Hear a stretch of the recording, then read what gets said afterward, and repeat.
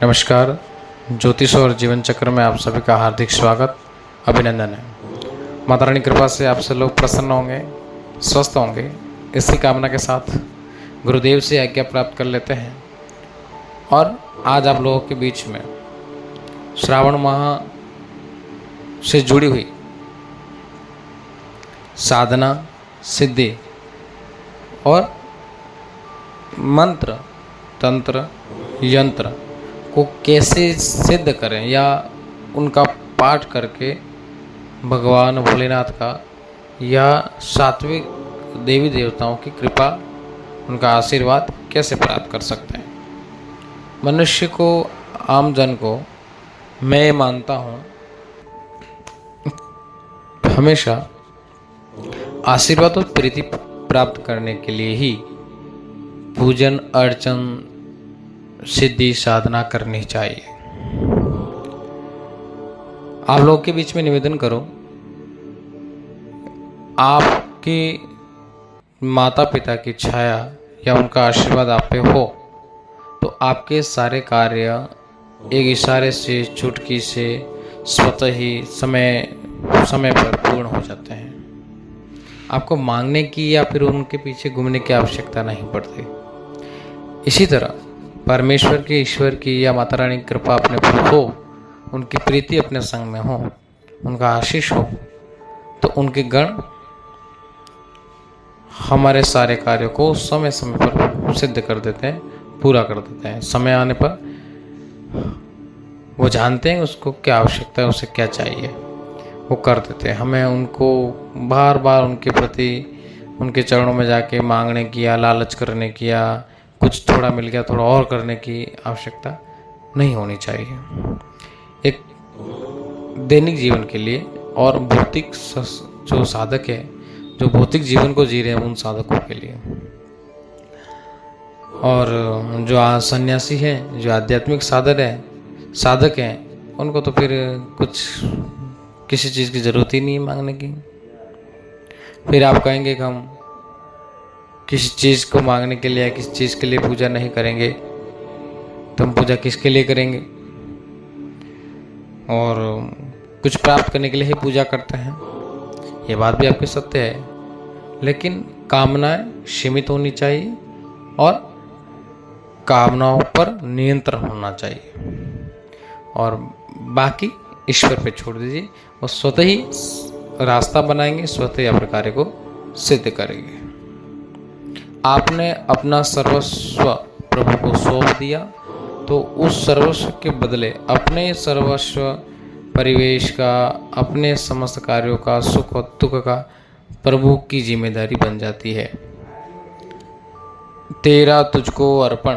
हम कुछ माला पुष्प चढ़ा करके फिर ये घमंड करते हैं कि मैंने प्रभु को ये चढ़ाया, इतनी पूजा की, पंचामृत चढ़ाया, शहद चढ़ाया, माला चढ़ाई, पुष्प चढ़ाया, फूल चढ़ाया, फल चढ़ाए, पैसे चढ़ाए, और प्रभु कृपा कर ही नहीं रहे। मैं चढ़ा रहा हूँ, रोज नारियल चढ़ा रहा हूँ, हर रविवार को, हर सोमवार को, हर बुधवार को। वो उन्हीं का है, अपन क्या चढ़ाएं। बस आपके अनुशासन, आपके भाव, आपकी श्रद्धा, आपका विश्वास उनके चरणों में अर्पित कर दो, वो सारे कार्य स्वतः ही सिद्ध करेंगे। आपको कुछ भी करने की आवश्यकता नहीं है। बिल्कुल एक सामान्य सी बात। मांग करके देखिए, क्या कृपा, आशीर्वाद। आज हम बात करते हैं श्रावण महीने में शिव चालीसा। हनुमान चालीसा करी होगी आपने, दुर्गा चालीसा करी होगी, शिव चालीसा करिए आप, काली चालीसा करी होगी, और बिल्कुल सरल विधान के साथ करिए। किसी माता पक्षी में मत पड़िए, कुछ भी मत करिए, कोई कुछ चलाने की आवश्यकता नहीं है। बस पवित्र हो जाइए और पवित्र मन से प्रभु का ध्यान, अर्चन, पूजन और पाठ करिए। बस कुछ भी नहीं चाहिए।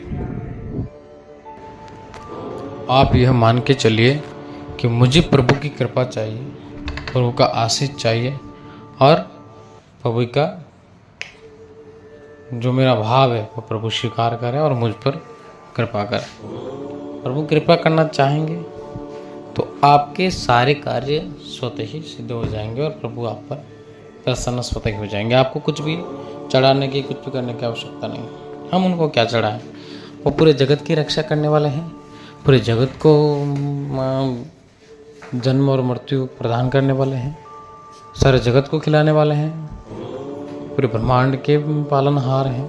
हम उन्हें क्या दें? इसलिए इस चीज़ का विशेष ध्यान रखें। आइए हम शिव चालीसा को पढ़ने का नियम जान लेते हैं। श्रावण में आप परसों यानी कि प्रतिपदा श्रावण मास की, वहाँ से प्रारंभ कर सकते हैं 22 जुलाई से, नहीं तो आप बीच में भी चालू कर सकते हैं। आप 11 दिन का, 7 दिन का, 21 दिन का, 40 दिन का, 41 दिन का, जैसा भी संकल्प लेंगे कर सकते हैं। हम आज बात करते हैं 11 दिन की। आपका सामर्थ्य जितना वो कर सकते हैं आप, लेकिन 11 दिन की बात करते हैं। शिव चालीसा करने से पूर्व एक समय रखें। आज 3 बजे कर दी सुबह, कल 8 बजे कर रहे हैं, परसों 9 बजे कर रहे हैं, 4 दिन बाद शाम को कर रहे हैं, ऐसा नहीं करें। किसी भी विधान में, किसी भी पूजा में एक समय रखें और एक ही समय में, उतने समय में उस कार्य को पूर्ण कर दें। श्रावण के प्रतिपदा शुरू करें या श्रावण के प्रथम सोमवार से करें या अमावस्या के बाद से करें, 11 दिन का चयन कर लें, या प्रदोष से प्रारंभ करें, द्वादशी के दिन से, जैसा भी आप प्रारंभ करते हैं अपने नाम का चंद्रबल अच्छा देख लें और फिर प्रारंभ कर लें। प्रारंभ करना है प्रातःकाल का समय एक बार अपन ले लेते हैं। प्रातःकाल उठना है, समय क्या प्रातःकाल ही कर लीजिए आप। उठने के बाद नहा धो के नित्य कर्म को करने के बाद साफ सुथरा आसन लें, बिल्कुल काला पीला सब आसन लेना है, या तो लाल हो या आसन अपने क्या कहते हैं दाब का हो, ऊन का भी ले सकते हो, यह आसन ले लें और साफ सुथरे व्यवस्थित कपड़े धारण करें। सफ़ेद हों, भगवा कलर के हों, ऐसे काले पीले या कोई ऐसे वैसे धारण नहीं कर लें। गले में रुद्राक्ष की माला धारण करके रखें। फिर धूप दीप नैवेद्य प्रसाद जो भी आप चढ़ाना चाहें प्रभु को चढ़ा दें। सबसे पहले भगवान गणपति का ध्यान करिए, फिर भगवती गौरी का ध्यान करिए, कार्तिकेय का ध्यान करिए, शिव परिवार के पूरे परिवार का ध्यान करिए शिव जी के। फिर भगवान शिव का आपके पास में शिवलिंग है तो उस पर जलाभिषेक करिए, पंचामृत से स्नान करें। नहीं है, तस्वीर है तो उस तस्वीर का सफ़ेद चंदन से या पीले चंदन से सुव्यवस्थित रूप से तिलक करिए, प्रेम से पुष्प चढ़ाइए, इत्र चढ़ाइए और धूप और दीप भगवान को दिखाइए। नैवेद्य चढ़ाना है, फल अपने पास में अच्छे फल चढ़ाने हैं और कुछ भी मिठाई वगैरह वो नैवेद्य में ले सकते हैं आप। गुड़ ले सकते हैं, चने ले सकते हैं, मखाना ले सकते हैं, सफ़ेद वाले जो चने आते हैं शक्कर के बने हुए वो ले सकते हैं, जो भी आपका मन करे। फल में जो भी केले हैं, दाड़म है, अनार जिसको अपन कहते हैं, और मौसमी कोई फल है वो ले सकते हैं, जो भी आपका मन करे फल में। भगवान भोलेनाथ के समक्ष बैठ करके प्रार्थना करें, शिव परिवार का पूजन ध्यान करके फिर प्रार्थना करें, भगवान मैं आज 11 दिन का आपकी चालीसा का अनुष्ठान उठाने जा रहा हूँ या जा रही हूँ। महिला पुरुष दोनों में से कोई भी कर सकते हैं, बच्चे कर सकते हैं, बुजुर्ग कर सकते हैं। उसमें मुझे आप अनुमति प्रदान करें। मैं न मंत्र यंत्र तंत्र या कोई विधान या कोई शिक्षा जानता नहीं हूँ या जानती नहीं हूँ। आपकी कृपा मुझे प्राप्त हो, आपकी प्रीति मुझे प्राप्त हो, आपका आशीष मुझे प्राप्त हो और मेरे जीवन में आने वाली समस्याओं का निदान हो। मेरा जीवन शांति में रहे, सुख में रहे और भौतिक संसाधन में जीने का मुझे आपका सहारा मिले, आपकी कृपा मिले।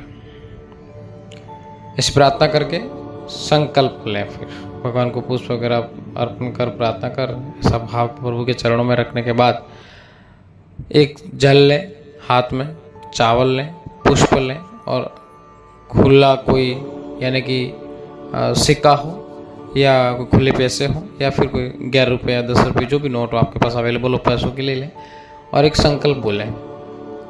पंडित जो होते हैं तो वो संकल्प पूरा विधान से बोलते हैं, तो एक संकल्प क्या लें, प्रभु मैं आपके चरणों में अपना मन तन रखता हूँ, धन रखता हूँ, जो भी मेरी हैसियत है, मेरी औकात है, और मैं पूर्ण भाव से आपकी प्रीति प्राप्त करना चाहता हूँ। मेरा नाम ये है, मेरा गोत्र ये है, मेरे पिता का नाम ये है, मैं यहाँ का रहने वाला हूँ, ये मेरा मंडल है, मतलब ये राज्य है, ये देश है, ये शहर है, और ये शहर में ये गाँव है, ये जाति का हूँ और मेरा नाम ये, पिता का नाम ये है, और ज़्यादा पत्नी का नाम लीजिए, सकुटुंब सपरिवारस्य, मेरा परिवार ये है, और आयु आरोग्यता के साथ, ऐश्वर्य शांति के साथ, अलक्ष्मी मेरे घर से विसर्जित होता, लक्ष्मी शुभ लक्ष्मी प्राप्त हो,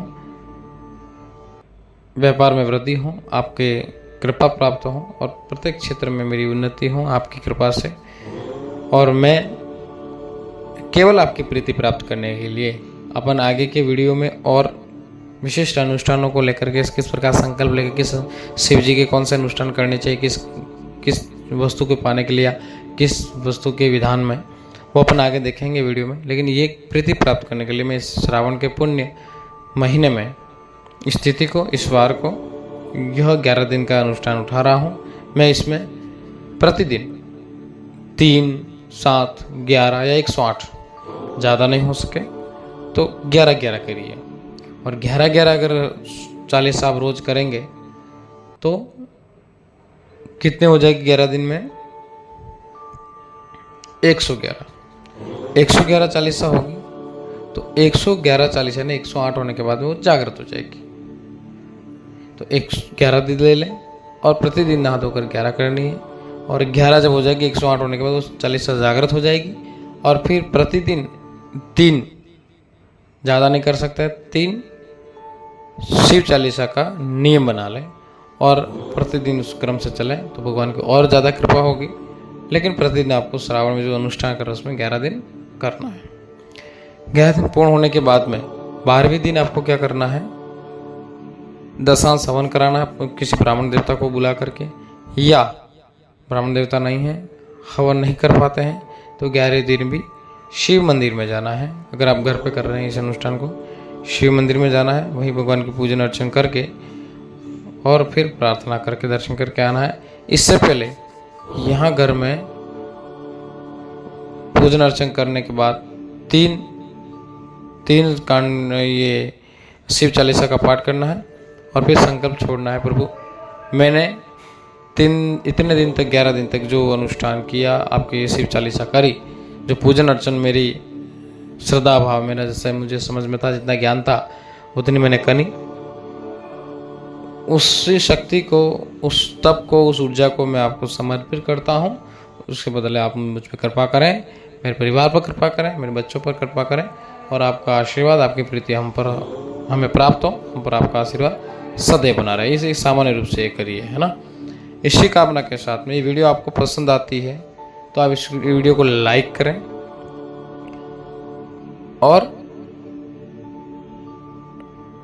आपका भाव हो तो उसको सब्सक्राइब करें। इसी कामना के साथ में आप सब पर भगवान इस श्रावण महीने में कृपा बरसाएं और आपको शिव भगवान की कृपा प्राप्त हो। धन्यवाद।